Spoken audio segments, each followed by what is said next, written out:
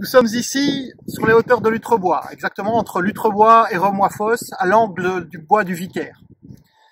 C'est ici que le 30 décembre 1944, le premier régiment de la première Panzerdivision SS Leibstandarte tente une contre-attaque pour couper, à hauteur de Remois-Fosse, la Nationale 4. La Nationale 4, à l'époque, est le cordon ombilical qui ravitaille la 3e armée de Patton qui vient d'arriver à Bastogne depuis 4 jours.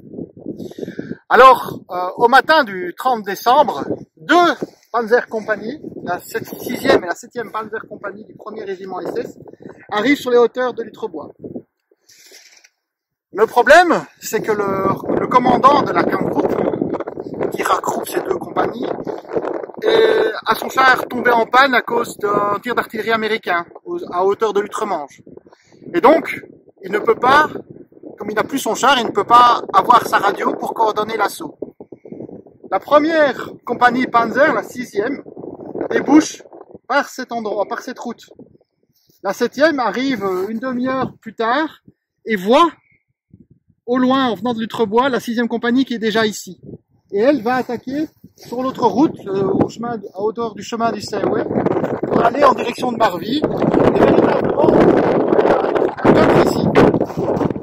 Malheureusement pour les Allemands, les Américains savent très bien que la contre-attaque est en cours et rameutent des Sherman du 35e Tank Bataillon qui prennent position là, sur les crêtes, dans les bois, là, vraiment à la lisière des bois.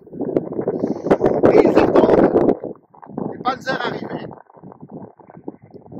Ceux-ci traversent le champ, véritablement à découvert. Ils sont à pleine vitesse, le terrain est gelé, ils peuvent véritablement foncer, ils ne craignent pas de s'embourber. Et les Sherman, positionnés à la lisière du bois, les allument les uns après les autres. Ici, une dizaine, voire une quinzaine de Panzer IV, les chiffres ne sont pas très précis, vont se faire détruire un à un. La 6e compagnie d'abord, la 7e qui va suivre ensuite un peu plus loin là-bas sur les hauteurs.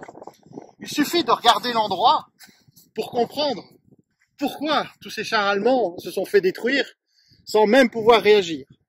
Ils ne pouvaient pas se coordonner entre les deux compagnies, vu qu'il n'y avait pas de lien radio entre les deux chefs de compagnie.